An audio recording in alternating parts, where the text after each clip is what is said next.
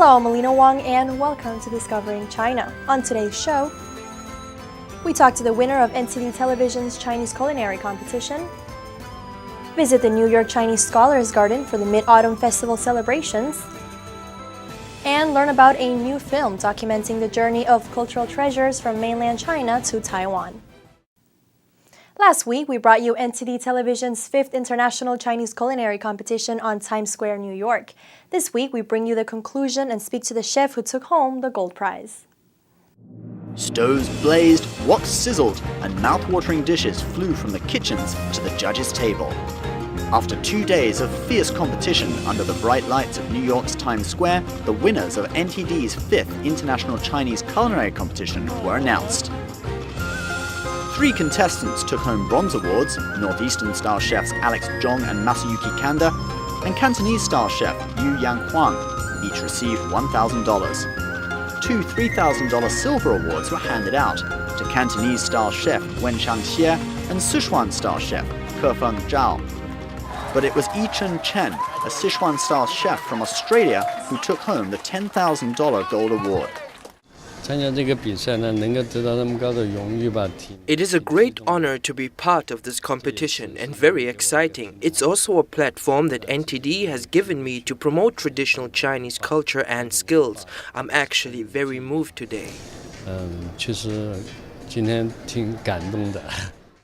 This is the 3rd time Chen has taken part in the competition. Last year, he won silver. Chen is so serious about promoting traditional Chinese culture that he's donating his entire $10,000 gold award to Shenyang Performing Arts, a New York-based dance company specializing in reviving Chinese culture. NTD is also a media partner of Shenyang. Entering this competition for me was to achieve a good score. And what would be the result of getting a good score? It is to enable more people to pay attention to this competition and understand Chinese culture. So I decided to donate the winnings to Shenyang. This is the 3rd consecutive year the International Chinese Culinary Competition has been held on Times Square, an earnest competition focusing on reviving traditional Chinese cuisine. 5,000 years in a single bite. In earlier episodes, we introduced you to the New York Chinese Scholars Garden at Snug Harbor on Staten Island. We're going to try now takes you back to the Chinese Garden for the Autumn Moon Festival celebrations. Last Saturday, guests, visitors, and Staten Island residents gathered together at the New York Chinese Scholars Garden to celebrate the Autumn Moon Festival. The annual event also served to promote the garden restoration campaign. Staten Island University Hospital Pain Management Director Dr. Kenneth Chapman gave a $10,000 donation. With great pleasure to present Snug Harbor with this check for $10,000 to jumpstart your garden restoration program. Chapman, whose mother was born in China, says the gift honors his Chinese heritage. He urges others to join in the endeavor and pledges another $10,000 to match other contributions. Snug Harbor Cultural Center and Botanical Garden CEO Lynn Kelly says the garden needs a facelift. Although our garden is actually only 12 years old, because of our eastern climate here and the difference between the dry climate that there is in the Suzhou province of China, a lot of the building materials that are from that area haven't weathered as well in our climate here. And so this generous donation today allows us to really kickstart the restoration campaign for the Chinese Scholars Garden. Retired doctor and co-founder of the Chinese Scholars Garden, Dr. Bernard Wu, says preserving the garden is important. That we have a unique little place here, like to promote our culture. This is quite obviously a very unique situation where the Chinese people have built something for the American people. Most of the other projects they are built for themselves, but this is built not for us alone, it's for the American people. Because they have to understand our culture, they have to know us. I think knowing us is important. Several local elected officials attended the event, including Chinatown Council member Margaret Chin. It's a wonderful experience because for a lot of us who are Chinese American, Autumn Moon Festival is an important holiday. And to be able to celebrate in such a beautiful location that sort of remind us of our history, of our homeland, it is such a joy. Staten Island Council member Debbie Rose speaks of the importance of more exposure for the garden. And I think it's very important that people in New York, in the United States, in the world, knows that right here on Staten Island we have such a wonderful piece of Chinese culture and the artifacts and the work that went into this. It's really important that people come here and visit and share in this very rich culture. We live in a global society, and so once everything was so distant and far, and now we're all neighbors, and we need to have cultural understanding, and I really think it helps foster good relations, not only in our communities, but worldwide. New York State Assembly member Matthew Titone also expresses support for the garden.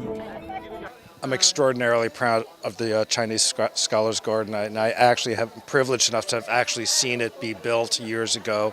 And I'm so happy now that people are starting to really understand the maintenance that's involved, because it is one of the true gems, not just of Staten Island, but of all of New York City.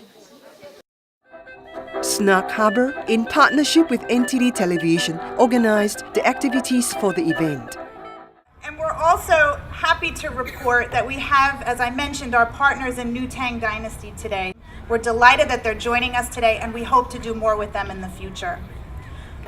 There was something for everyone. The art table is very fun, and I just love coming. And I learned many things, and it's very interesting for school, so I could share with my schoolmates and stuff. 82-year-old Anthony Lee, who has practiced Tai Chi for over 30 years, gave a demonstration.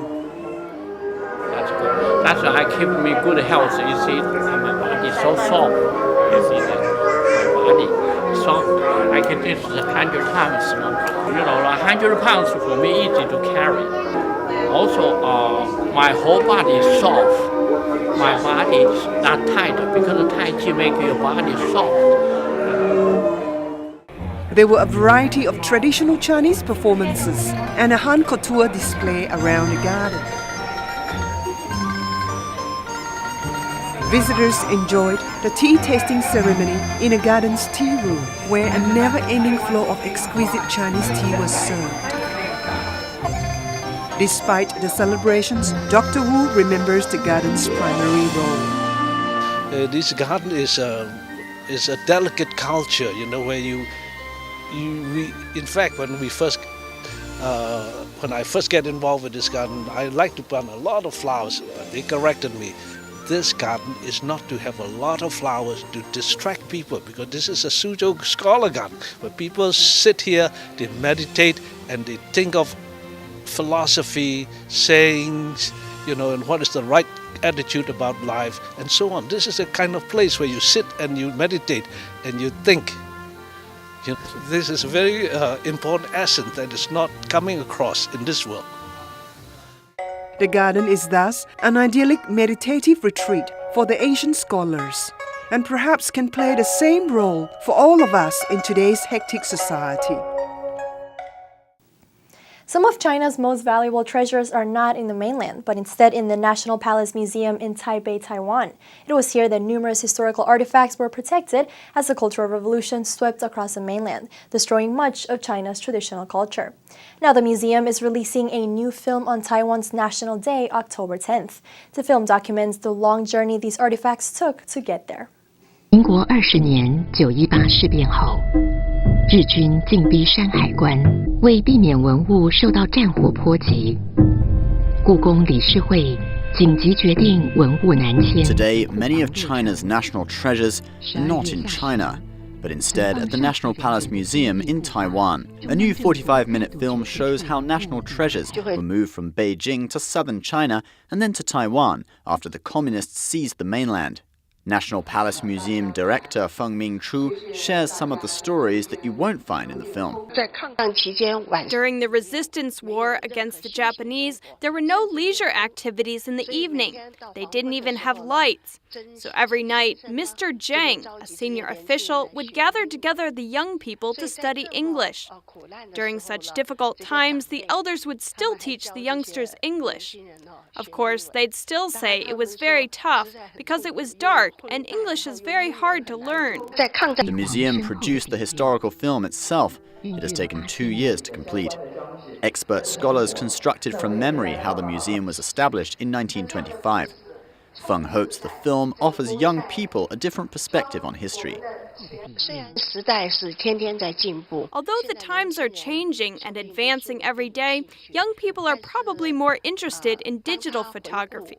But when they look back at past events or the process of growth, they get a history education.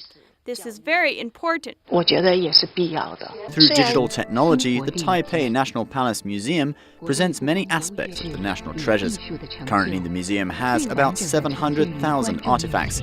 As for what to expect in the future, Feng says the answer lies in the film.